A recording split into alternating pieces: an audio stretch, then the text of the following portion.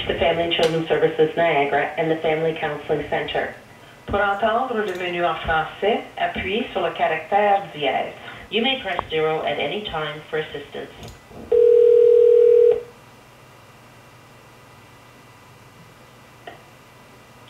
Good afternoon, screening. Suzanne speaking. Yes, I'm not certain the best person to speak with. I've never called fax before, nor do I have a case with you guys, or at least not anything that's open. I was trying to find information about an event that took place in the late 1980s, and I know it's a really long time ago, but I know that fax was involved. Sorry. But I'm looking for a very old case, and I don't know who to speak about that with, but I was hoping maybe you could help me. Okay. Is it something involving yourself? Yeah. Okay. So here's what you would do. So what you would need to do is request a file disclosure. Okay. Okay. We're going back that far, so I mean that obviously we need to search. Mm-hmm. I mean that's a different type of search. Yeah. But the procedure for the request for any file disclosure is this. So you would write us a letter, mm-hmm. and attention to the screening department.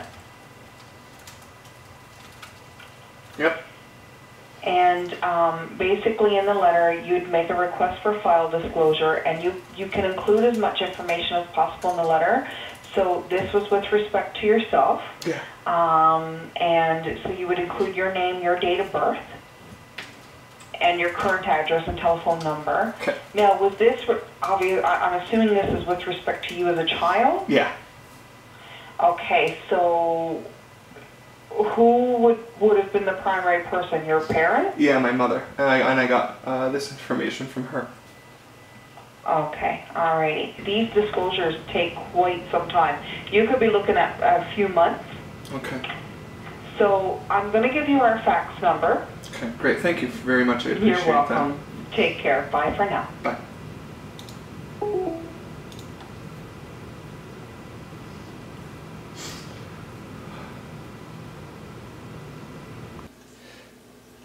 I did something today that I have been thinking about for a really long time and never talked to anybody about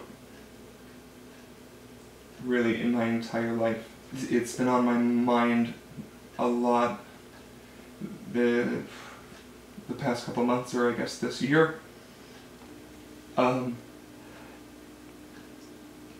it's something I probably don't think I would have ever thought I needed to talk about or needed to address, but I guess just because of what I've been going through and what's going on in Tumblr and conversations with or conversations about Shannon. I mean, the events are not related, but it's really affected me, and there's a reason that this has been so hard for me, and I haven't been able to tell anybody about it. And I'm so tired of having excuses. I'm so tired of people feeling sorry for me, or people not understanding me. But I asked Saskia to film me earlier today, and I called Family and Child Services in Niagara, because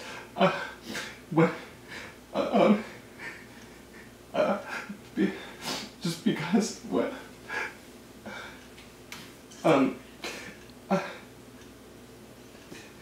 I don't know a lot about it because I was really, really young, but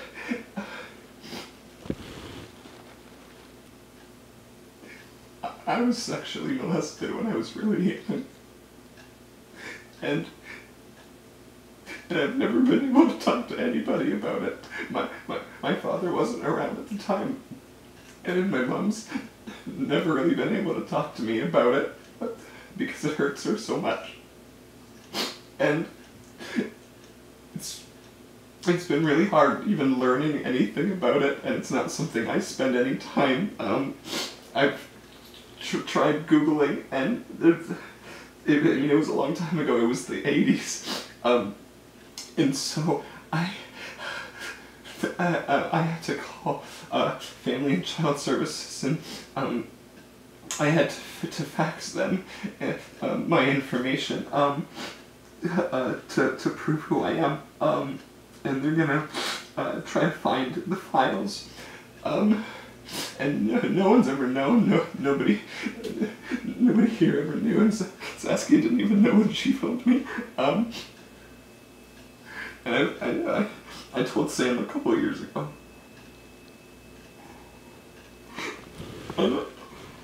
I know I've been going through a lot of problems this year, and I don't want to blame. It would be really dumb to blame my problems on that and ADHD and all of the excuses that I have. It's not what I'm trying to do. I just feel that there's so many conversations about sexual abuse. And those are conversations I don't want to have. And I'm tired of being called an abuser.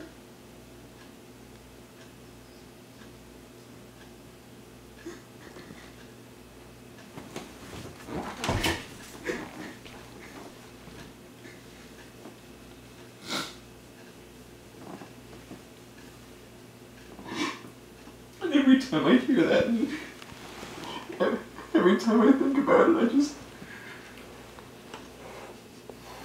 makes me feel so messed up. And I feel like I'm being forced to face things that I didn't know I was gonna have to face. And that's not why I wanted to make YouTube videos for a living. But with all of the things I've shared, that's one thing that I've never shared. I get so uncomfortable about anything to do with that, and it's why it's taken so long. And it's been so hard to write and talk about what's going on.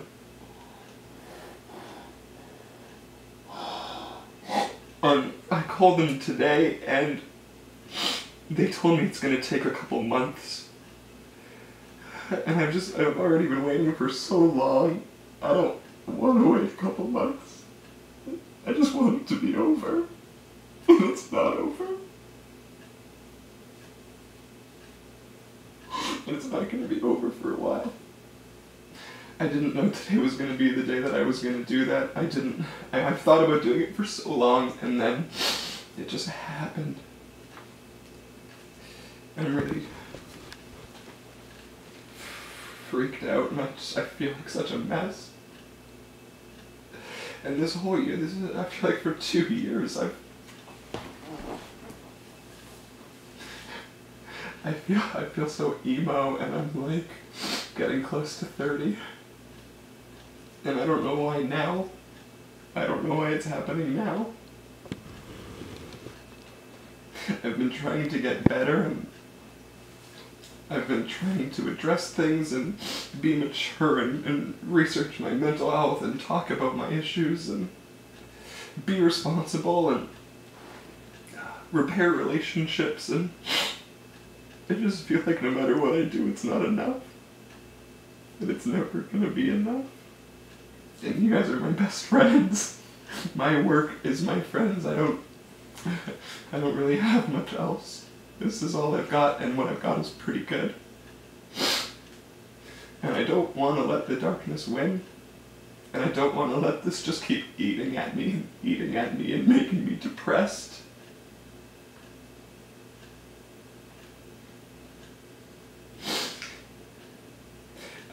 My whole life I was always somebody who always wanted to find the positive message in everything, and I was always hyper and silly and positive, and I feel so far from that now. And I don't really like it. I don't like who I've become. I've seen me change, and everyone else around me has seen me change, and nobody knows what to do about it. And I feel better than I was years ago. I'm focusing so much on the negative. But that's something I didn't really plan on telling anyone. And it's not really something I want to talk about. And it's not something I want to let define me. But in a time when there are people speaking out about abuse and people who are showing bravery by coming forward, and in a time where I feel that there's a lot of confusion around me and my role in that,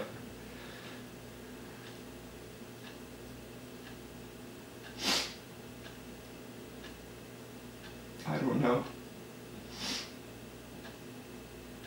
I don't even really know. It's all very exhausting. But I'm not upset. In a way, I am kind of grateful for everything that has happened the past year, because I feel like I'm really lucky because I get to figure this out when I'm 27 and not when I'm 50. My dad's going through stuff, and there's some people that never figure it out, ever. And I'm really lucky that I get to try. That's my positive, I found it. But I made the call today, and then I faxed the papers, and Sharon's been... Hopefully this is the hardest step. Regarding abuse and the YouTube community and Tumblr and what people are saying and allegations and friends of ours and people that we know that have been hurt and people that we know that have hurt people. I've finally been able to write at least as much as I can say. And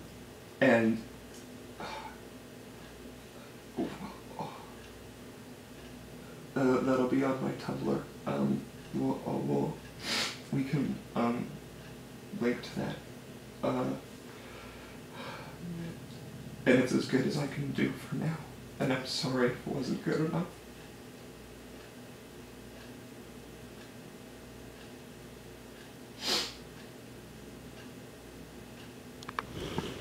And I'm sorry for making you guys uncomfortable like this. And none of us really signed up for this. And I just appreciate you guys sticking with me, because I don't know if I would have stuck with me.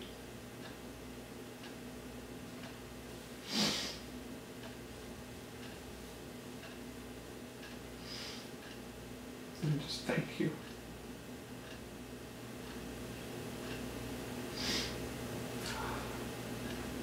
You can part.